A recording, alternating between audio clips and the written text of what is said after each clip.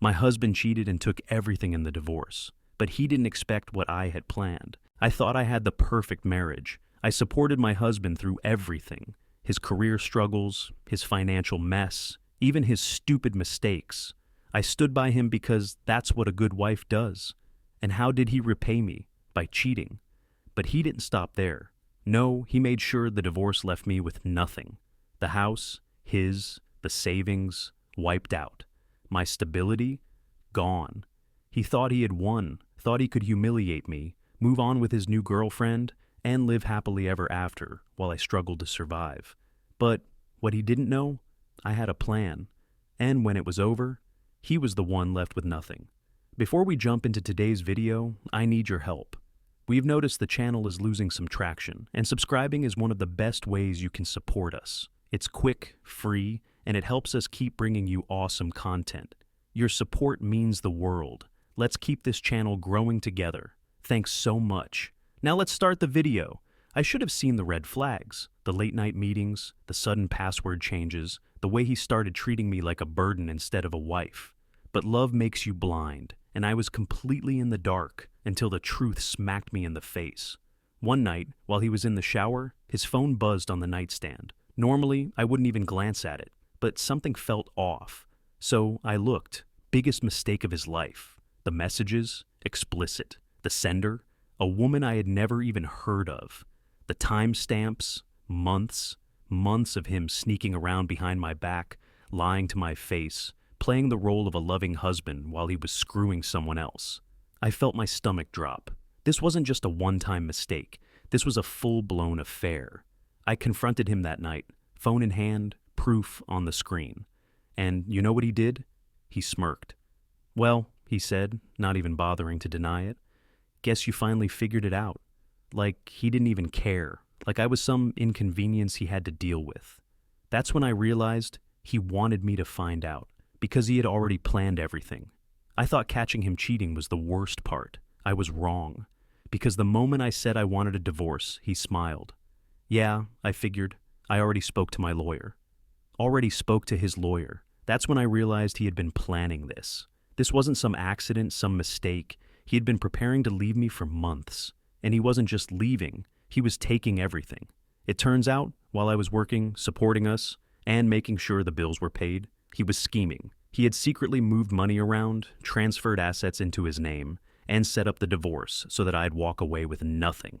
The house, he got it. The car, gone. The savings, drained. I was left with no job, no home, and no money. And you know what he had the nerve to say? "You'll be fine. Maybe next time, don't be so naive." I stood there, completely numb, as he packed his bags and walked out, straight into his new life with his mistress. He thought he had won, thought he had destroyed me.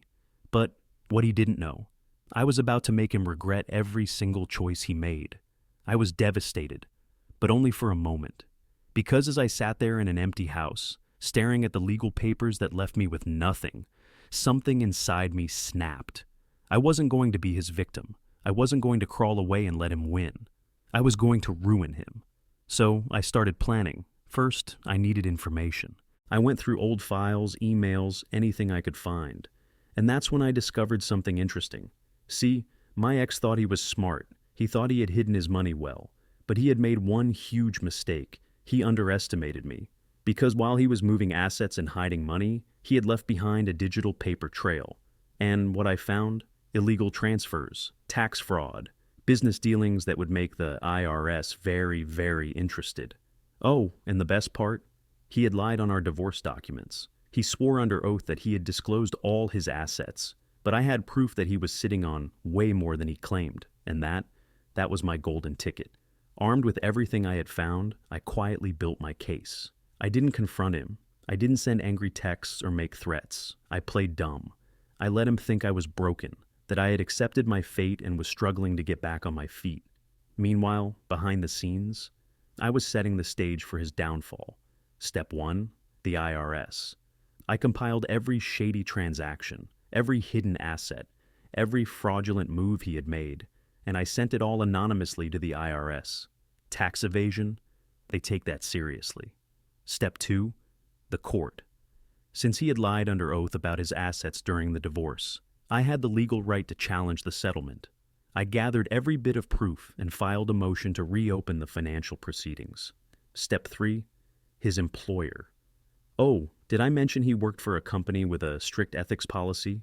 A company that would fire him on the spot if they found out about his shady financial dealings? Yeah, I made sure they found out. And the best part? He had no idea what was coming. It started slowly. Little cracks in his perfect new life. First, he got a letter from the IRS. At first, he probably thought it was routine. But then came the audit, the investigation, the freezing of his accounts. Then his company found out. A formal complaint was filed about his shady financial activities, and HR started digging. They found exactly what I wanted them to find: evidence of financial misconduct that violated company policy. Within weeks, he was fired. But the best part? The court. He was smug walking into that courtroom, thinking the divorce was long over, that I had no power left. But when my lawyer presented the evidence of his hidden assets, his face went pale. He had committed perjury, a serious crime. And since he had screwed me over in the original divorce settlement, the judge wasn't sympathetic. The ruling? He had to pay me back. Everything he took, plus penalties. The house? Now mine. His hidden savings, frozen and redistributed. His accounts, drained. He went from rich and comfortable to drowning in legal fees and debt overnight. And I sat there, smiling as he realized he had lost everything. I walked out of that courtroom a free woman. My ex? He walked out looking like he had been hit by a truck. He had spent months thinking he had won, believing that he had left me in the dust while he moved on with his shiny new life. Now, he had nothing. The house, mine, his secret savings, gone, his job, lost, his reputation, shattered. But karma wasn't done with him yet, because as soon as the court ruling hit, his new girlfriend dumped him. Turns out she wasn't in it for love. She was in it for the lifestyle. And when the fancy car disappeared, when the expensive dinners stopped, when his credit card started declining, she moved on. And the best part? He tried to call me. That's right. After everything, after cheating, lying, and trying to destroy me, this man actually had the nerve to reach out. The message was pathetic. Ex-husband. Hey, I think we need to talk. Maybe we were both too emotional before. I miss you. Can we grab coffee?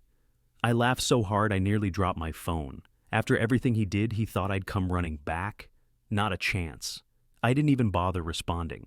I just blocked his number and went back to living my best life. Because while he was crashing and burning, I was finally thriving.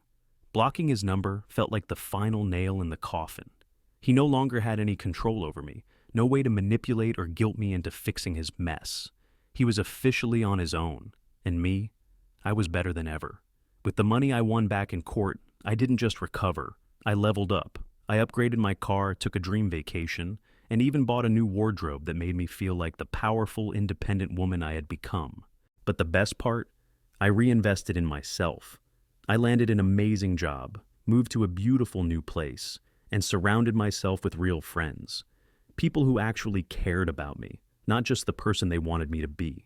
For the first time in years, I was living life on my terms. No controlling husband, no walking on eggshells, just freedom, success, and happiness. And my ex. Oh, life wasn't done kicking him down yet. While I was out enjoying my new life, my ex was falling apart. The IRS investigation, still ongoing, his debts piling up, his friends all distancing themselves. And the cherry on top, he had to sell his car just to cover legal fees. This man went from living the high life, thinking he had won, to completely broke and alone. Meanwhile, I was thriving. I threw myself into my career, traveled, met new people, and finally felt free from the toxic weight of that marriage. No more being treated like an afterthought. No more feeling like I had to prove my worth to someone who never deserved me. One day, a mutual acquaintance casually mentioned, "Hey, did you hear about your ex? He's crashing on a friend's couch. Guy's got nothing left." I just smiled, because after everything he did, that was exactly what he deserved. What do you think? Have you ever had karma hit someone who tried to screw you over? Tell me your story in the comments. I'd love to hear it. And if you enjoyed this one, don't forget to like, subscribe, and hit the bell icon for more insane Reddit-style stories. See you in the next one.